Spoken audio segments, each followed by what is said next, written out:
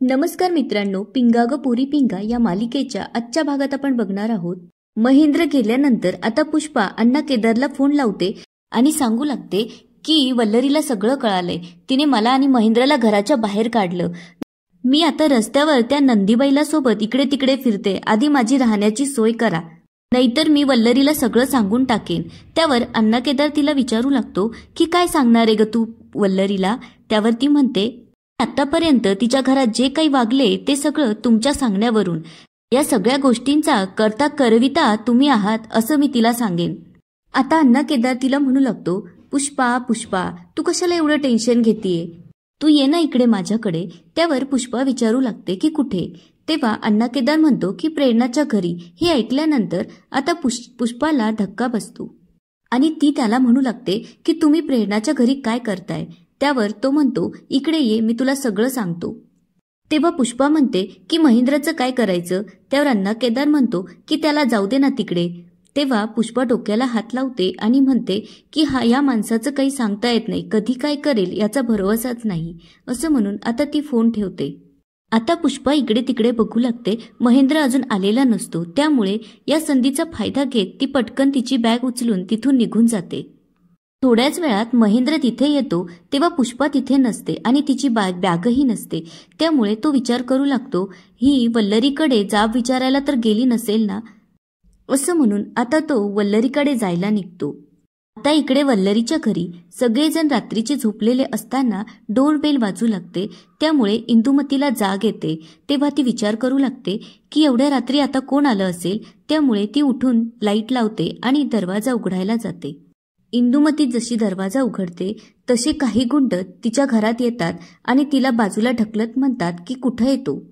आता इंदुमती त्या गुंडांना पाहून खूप घाबरलेली असते आणि ती मनोज आणि वल्लरीला आवाज देऊ लागते.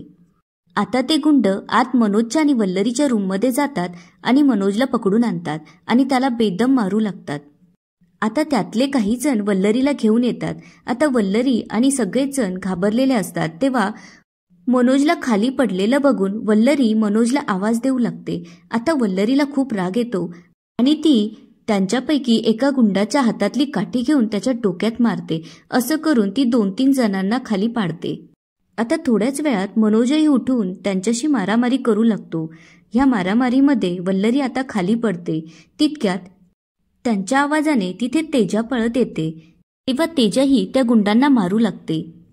तेव्हा वल्लरी तेजाताई म्हणून आवाज देऊ लागते. तेव्हा तेजा तिच्या जवळ येऊन म्हणते की वल्लरी, आता या गुंडांना आपण आपली स्त्रीशक्ती दाखवूनच देऊ. त्यामुळे वल्लरीला आणखीच बळ येतं आणि दोघे मिळून त्या गुंडांना मारून तिथून हकलून लावतात. आता गुंड तिथून पळून गेल्यानंतर वल्लरी मनोजला लागलेल्या जखमांवरती मलमपट्टी करू लागते. तेव्हा तेजा तिला म्हणते की वल्लरी, मला असं वाटतं तू पोलीस प्रोटेक्शन घ्यावं, कारण हा जो काही प्रकार झाला तो खूप डेंजरस होता.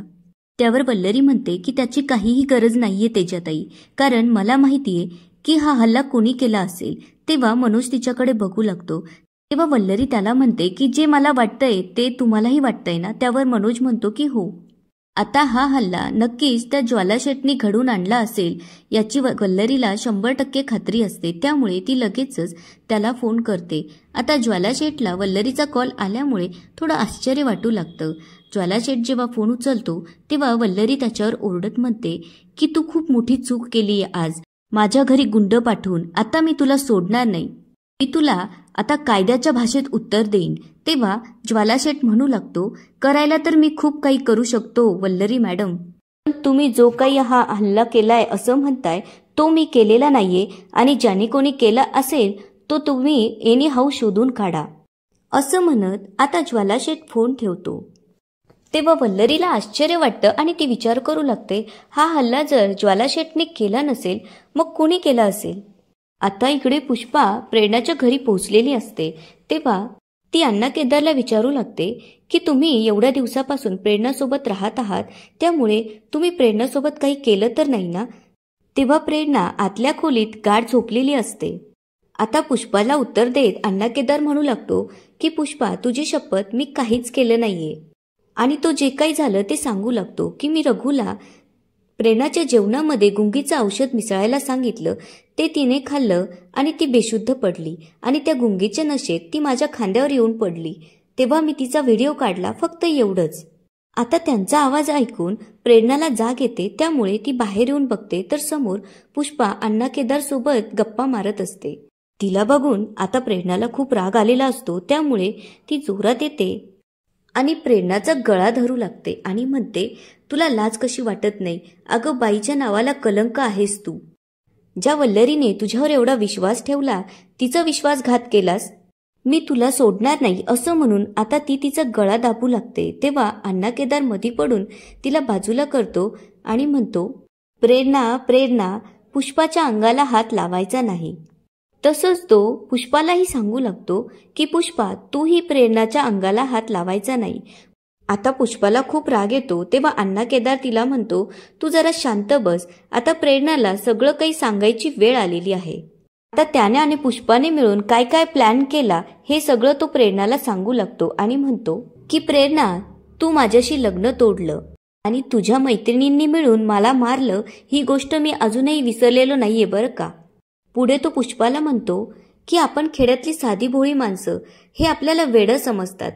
असं म्हणून आता तो डोक्यावरची टोपी काढत म्हणतो की या डोक्यामध्ये खूप सारं मगज आहे. पुढे तो म्हणतो, तुमची जी भाजीपाल्याची गाडी पडली होती ती अशीच नव्हती पडली, ते सगळं मी घडून आणलं होतं. त्यानिमित्ताने पुष्पाने तुमच्या घरात एंट्री केली आणि तुमच्या घरातल्या सगळ्या खबरी ती मला देऊ लागली. आता पुष्पाने महेंद्रशी लग्न माझ्या सांगण्यावरूनच केलं हे जेव्हा तो प्रेरणाला सांगू लागतो तेव्हा प्रेरणाला पुन्हा एकदा धक्का बसतो. पुढे तो म्हणतो की तुम्ही तिच्या बहिणीला म्हणजेच सुमनला जेव्हा जेलमध्ये टाकलं होतं तेव्हाच आम्ही हा प्लॅन केला आणि त्याचाच बदला घेण्यासाठी पुष्पाने महेंद्रशी लग्न केलं. पुढे तो म्हणतो, तुमच्या कॅफेमध्ये काम करणारा तो रघु हा माझाच माणूस आहे. हे तर तुला त्या दिवशी कळलंच, पण त्या दिवशी रघु तुझ्यासाठी जेवण घेऊन आला, त्यामध्ये गुंगीचं औषध मीच त्याला टाकायला सांगितलं होतं. पुढे तो तिला म्हणतो, ज्या रघुला तू भाऊ भाऊ असं म्हणत होतीस त्यास तुझ्या भावाने तुझा आणि माझा व्हिडिओ तिथे उभा राहून काढला. असं जेव्हा तो सांगू लागतो तेव्हा प्रेरणाचा या गोष्टीवर विश्वासच बसत नसतो. तेव्हा अण्णा केदार आणि पुष्पा मोठमोठ्याने हसू लागतात. आता प्रेरणाला खूप राग येतो आणि ती पुन्हा एकदा पुष्पाला जाब विचारू लागते आणि म्हणते, मी आता तुला सोडणार नाही. तेव्हा पुष्पा तिच्या एक कानाखाली लावते आणि म्हणते, माझ्या नादी लागू नकोस.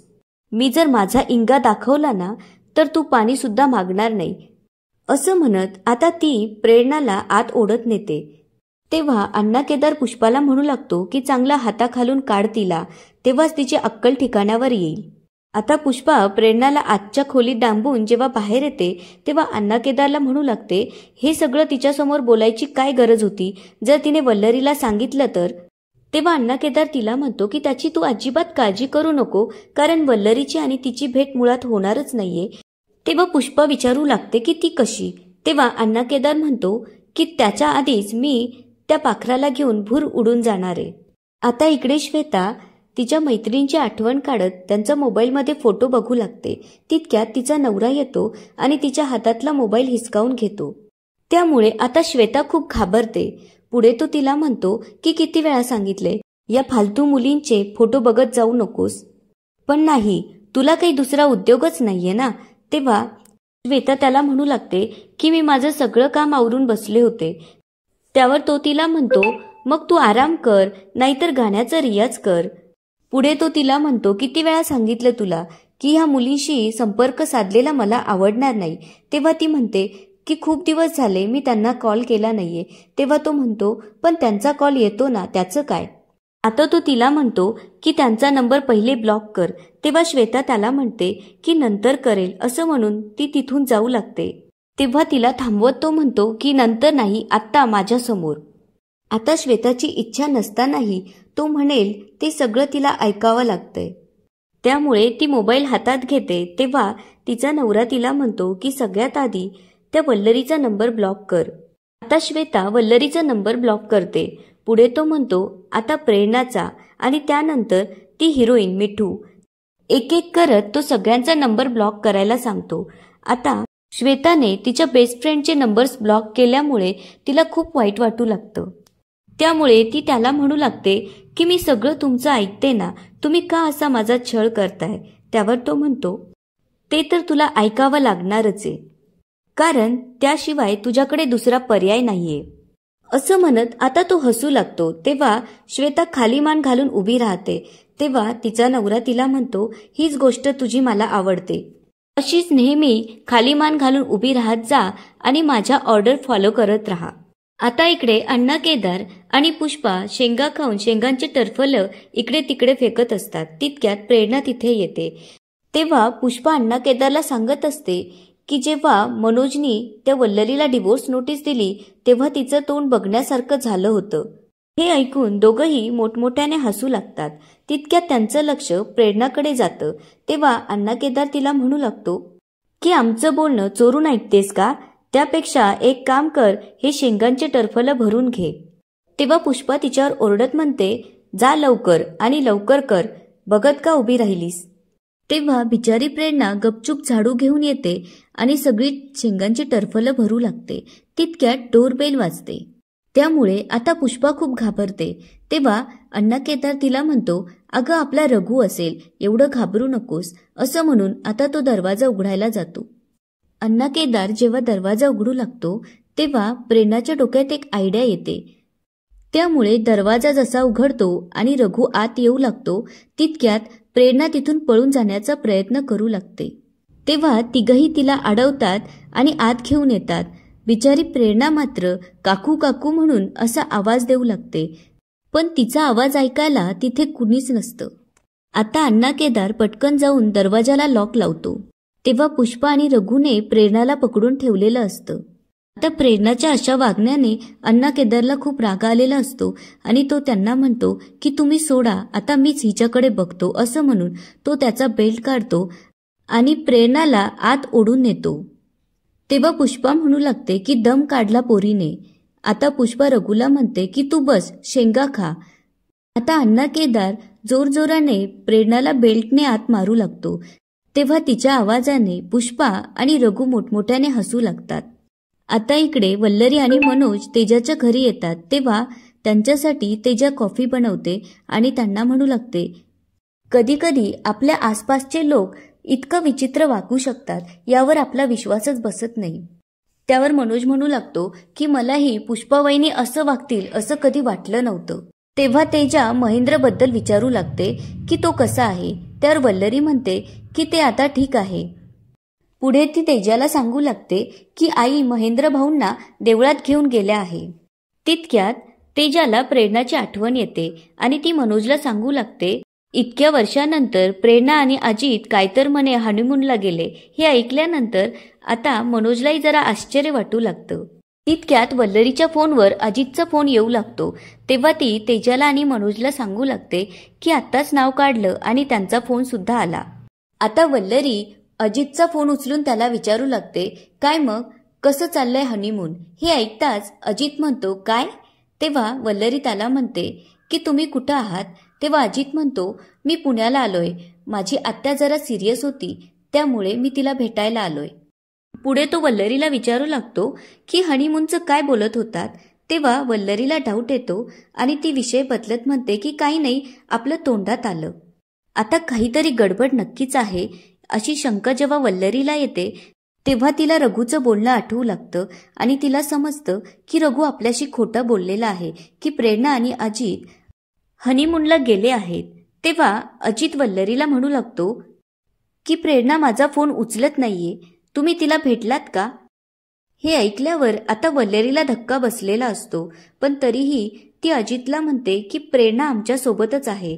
हे ऐकल्यावर आता मनोज आणि तेजाला आश्चर्य वाटू लागतं. तेव्हा अजित म्हणतो की प्रेरणाकडे फोन द्या. त्यावर वल्लरी म्हणते की ती आता इथे नाहीये, ती आल्यानंतर मी तुम्हाला कॉन्टॅक्ट करायला सांगते. असं म्हणत आता वल्लरी फोन ठेवते. तेव्हा तेजा तिला विचारू लागते, तू अजितशी खोटं का बोलली की प्रेरणा आपल्यासोबत आहे. पुढे मनोज तिला विचारतो, एक मिनिट, म्हणजे अजित आणि प्रेरणा सोबत नाहीये का. तेव्हा वल्लरी खूप घाबरलेली दिसते. याच ठिकाणी आजचा एपिसोड संपतो. आता पुढे काय होणार ते बघूया उद्याच्या एपिसोडमध्ये. धन्यवाद.